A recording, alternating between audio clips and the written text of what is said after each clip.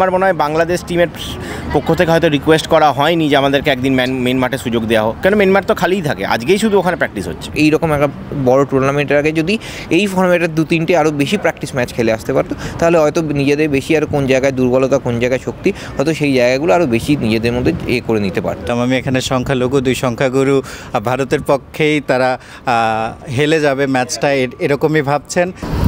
বাংলাদেশ এবং ভারতের চ্যাম্পিয়ন্স ট্রফির মিশন শুরু হচ্ছে আগামীকাল। দুই দলেরই প্রথম ম্যাচ, এবং আমার সঙ্গে রয়েছেন দুই ভারতীয় সাংবাদিক, দুজনেই বাঙালি তবে ভারতীয় অবশ্যই। আমার সঙ্গে রয়েছেন সন্দীপন ব্যানার্জি, তিনি ফ্রিল্যান্সার সাংবাদিক, প্রথিতযশা সাংবাদিক। আমার সঙ্গে রয়েছেন সংবাদ প্রতিদিনের আলাপন সাহা। এই মুহূর্তে আমি একটু সংখ্যালঘু, কারণ দুইজন ভারতীয় সাংবাদিক রয়েছে। ভারতীয় দল মেইন মাঠে প্র্যাকটিস করছে, বাংলাদেশ দল এখানে ওভাল মাঠে প্র্যাকটিস করছে। একটু কি মনে হয় যে না ভারত একটু সুবিধা পাচ্ছে? হ্যাঁ, এটা দেখুন, ভারতীয় দলও এখানে প্র্যাকটিস করেছে দুদিন, মানে 15 তারিখে এখানে আসার পর থেকে 16 তারিখ থেকে এখানেই প্র্যাকটিস করছে। মেন মাঠে প্র্যাকটিস করার রিজন হচ্ছে ওই মাঠে কিন্তু কোনো নেট নেই, ঠিক আছে? ওই মাঠে জাস্ট ওই ওখানকার যদি আপনি লাইটটা দেখেন, রিং লাইট আছে না, মানে ওখানে যে নতুন ধরনের একটা লাইট, সেটার সাথে অ্যাডজাস্ট করার জন্য তো আন্ডার লাইট, ওই জন্য ফিল্ডিং প্র্যাকটিস আমার মনে হয় না, কোন ব্যাটিং প্র্যাকটিস তেমন হবে, কতটা হবে আমি জানি না। মেনলি ফোকাস আজকে ফিল্ডিং প্র্যাকটিসে হতে পারে। আমি জানি না কেন বাংলাদেশ প্রতিটা টিমে, এর আগেও আমরা এশিয়া কাপে আপনারাও এসেছিলেন, এশিয়া কাপও বাংলাদেশও মেন মাঠে প্র্যাকটিস পেয়েছে। সো এরকম কোনো ডিসঅ্যাডভান্টেজের কোনো ব্যাপার নেই। আমার মনে হয় বাংলাদেশ টিমের পক্ষ থেকে হয়তো রিকোয়েস্ট করা হয়নি যে আমাদেরকে একদিন মেন মাঠে সুযোগ দেওয়া হোক, কেন মেন মাঠ তো খালিই থাকে, আজকেই শুধু ওখানে প্র্যাকটিস হচ্ছে। আচ্ছা, বাংলাদেশ দল আজকে ওভাল মাঠে, এখানেই আইসিসি একাডেমি ওভাল মাঠে প্র্যাকটিস করছে। বাংলাদেশ দলকে কতটুকু প্রস্তুত মনে হচ্ছে ভারতের মতো দলের বিপক্ষে? আপনাদের দলে দেখুন, যেটা বলছিলাম যে মানে যেটা আপনাদের বলছিল যে আপনারা প্র্যাকটিস ম্যাচ হয়তো খেলেছেন, কিন্তু সেভাবে ইন্ডিয়া যেরকম একটা ইংল্যান্ডের সাথে সিরিজ খেলে এসছে, সেই প্রস্তুতিটা কিন্তু মানে বাংলাদেশ পায়নি, বিকজ অফ বিপিএলের কারণে। এবার দেখুন, আপনি অনেকে বলতে পারে যে এখন যেরকম মডার্ন ডে ক্রিকেটে হয়ে গেছে, এখন মানিয়ে নেওয়াটা কোনো ব্যাপার না, দুটোই সাদা বলে খেলা, হ্যাঁ সেখানে ওটা 20 ওভার, হয়তো এটা 50 ওভার, কিন্তু তবুও না কোথাও ফ্যাক্টর, কারণ 20 ওভারের খেলার মধ্যে কিন্তু আপনার শুরু থেকে একটা থাকে আমি নেমে থেকে বড় শট খেলবো, কিন্তু 50 ওভারের খেলায় আপনি মানে অবশ্যই এখন যেরকম খেলা চলে গেছে 350-400 রান হচ্ছে, কিন্তু কোথাও আপনাকে একটু যদি উইকেট চলে যায় একটু ডিফেন্সিভ ক্রিকেটও মাইন্ডসেটও আপনাকে রাখতে হবে। তো আমার মনে হয় সেই প্র্যাকটিসের একটা ল্যাকিং, কিন্তু যেটাই হোক সেটা বাংলাদেশের বোর্ডের করা উচিত ছিল যে কোন সময় বিপিএল করবে, কোন সময়, কারণ চ্যাম্পিয়ন্স ট্রফি সবাই জানতো কবে থেকে শুরু হবে। সময় বাংলাদেশের আসলে বিসিবির উইন্ডোটাও খুব বেশি ছিল না, সেটা তো হয়তো 2-3টে প্র্যাকটিস ম্যাচ পেলে ভালো হতে পারতো বাংলাদেশে। এবার দেখুন, আপনি হয়তো জেনেই যাচ্ছেন, আপনি এখনকার এতে আপনি যে বিপিএলের পর আপনার 7-8 দিন হয়তো প্লেয়াররাও সেভাবে নিজেদের, এখন দেখুন সবাই এখন প্রফেশনাল, হয়তো নিজেদের সেভাবে প্র্যাকটিসের মধ্যে মানিয়ে হয়তো সেভাবে এই চ্যাম্পিয়ন্স ট্রফি কত ভেবে নিজেরা প্রস্তুতি সেরেছে, কিন্তু টিম হিসাবে আমি বলবো বাংলাদেশ হয়তো কয়েকটা ম্যাচ বেশি হয়তো পেলে আরও বেশিভাবে নিজেদের প্রিপেয়ার করতে পারতো। এখন আন্ডার প্রিপেয়ার্ড মনে হচ্ছে বাংলাদেশ দলকে। দেখুন, সেটা আপনারা বলতে পারবেন, আপনারা টিমকে অনেক বেশি কাছ থেকে দেখেছেন। আমরা এখানে যখন প্র্যাকটিস দেখে কখনোই একটা টিমকে আন্ডার প্রিপেয়ার্ড বা যতক্ষণ না ম্যাচে নামছে সেটা বোঝা যায় না। এবার আপনারা সেটা কাছ থেকে দেখেছেন, আপনারা বলতে পারবেন। আমরা দূর থেকে দেখে যেটুকু বাইরে থেকে মনে হয় যে একটা টিম যদি আরও মানে একটা এইরকম একটা বড় টুর্নামেন্টের আগে যদি এই ফর্মেটের 2-3টে আরও বেশি প্র্যাকটিস ম্যাচ খেলে আসতে পারতো, তাহলে হয়তো নিজেদের বেশি আর কোন জায়গায় দুর্বলতা কোন জায়গায় শক্তি, হয়তো সেই জায়গাগুলো আরও বেশি নিজেদের মধ্যে করে নিতে পারতো। ভারতের যে এক্স ফ্যাক্টর, যিনি সিঙ্গেল হ্যান্ডেডলি টি20 ওয়ার্ল্ড কাপ জিতিয়েছেন, জাসপ্রীত বুমরা নেই, এটা একটা বিশাল কনসার্ন কিনা ভারতের জন্য? কনসার্ন তো বটেই। দেখুন, জাসপ্রীত বুমরা না থাকাটা যে একটা মানে কি বলবো ভ্যাকিউম ক্রিয়েট করে, সেটাকে ফিল করা খুব মুশকিল। জাসপ্রীত বুমরা একটা এমনই প্লেয়ার, একটা প্রতিপক্ষের ওপরও একটা ইম্প্যাক্ট, সাইকোলজিক্যাল ইম্প্যাক্ট একটা কিন্তু ক্রিয়েট করেন উনি। আমরা অস্ট্রেলিয়াতেও গিয়েও দেখেছি, অস্ট্রেলিয়াতে হয়তো আমরা এটা অনেকে মনে করে এটা যে সিডনি যদি সেকেন্ড ইনিংসে জাসপ্রীত বুমরা হয়তো বোলিং করতো, ভারত ওই টেস্ট ম্যাচটাও জিতে যেত। তো জাসপ্রীত বুমরা না থাকাটা একটা বড় ইম্প্যাক্ট, বড় একটা ধাক্কা ভারতীয় দলের ক্ষেত্রে। কিন্তু মোহাম্মদ শামি কামব্যাক করেছে। মোহাম্মদ শামিকে আমি রিসেন্টলি কভার করলাম নাগপুরে ইন্ডিয়া ইংল্যান্ড সিরিজে, তখন প্র্যাকটিসে ওকে যথেষ্ট সাবলীল দেখেছি আমি, মানে যথেষ্ট ফিট লাগছে, রিদম মেয়ে আছেন। এবং মোহাম্মদ শামি এই ধরনের উইকেটে কিন্তু বল করে মানে আমার মনে হয় যে উনি আনন্দ পাবেন, কেননা এই ধরনের উইকেটে না এখানে একটু বলটা স্টিকি উইকেট হয়, মানে এখানে একদমই এটা 350 উইকেট নয়, এগুলো 280-300 উইকেট।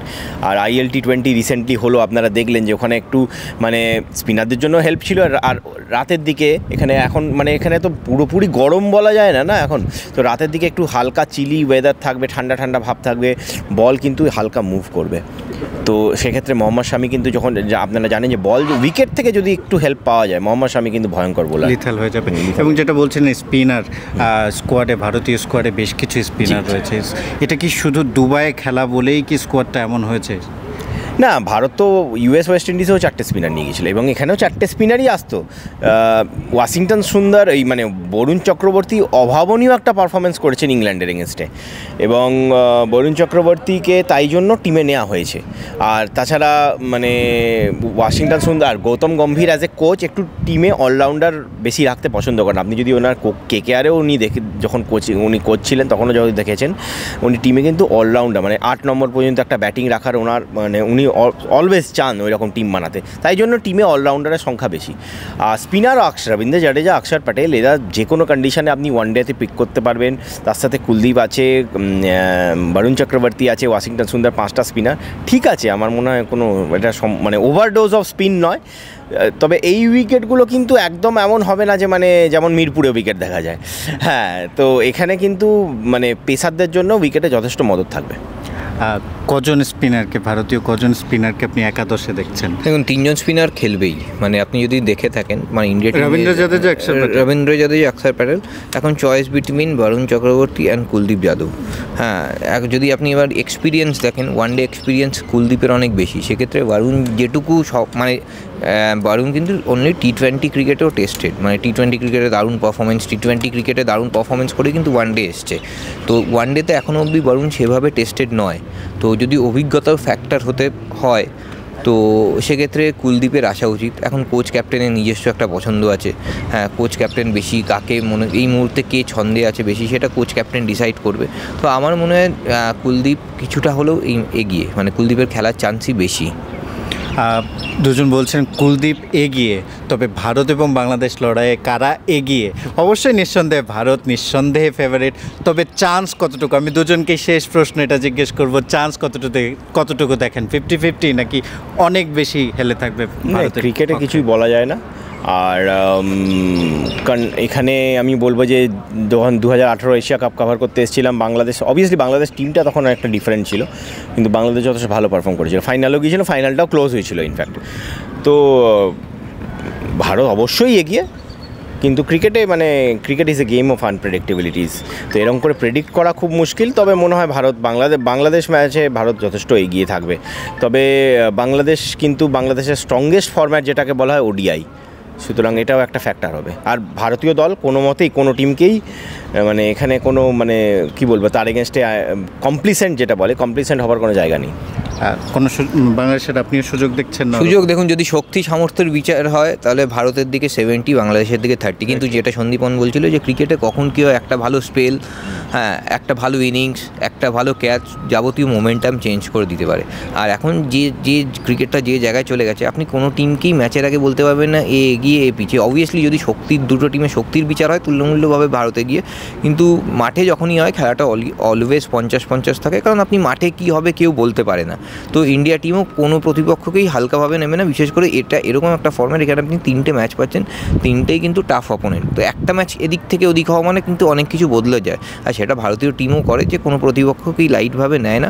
আর বাংলাদেশ বাংলাদেশ এই ফর্ম্যাটে, ওয়ানডে ফর্ম্যাটে যথেষ্ট ভালো ক্রিকেট খেলে আসে।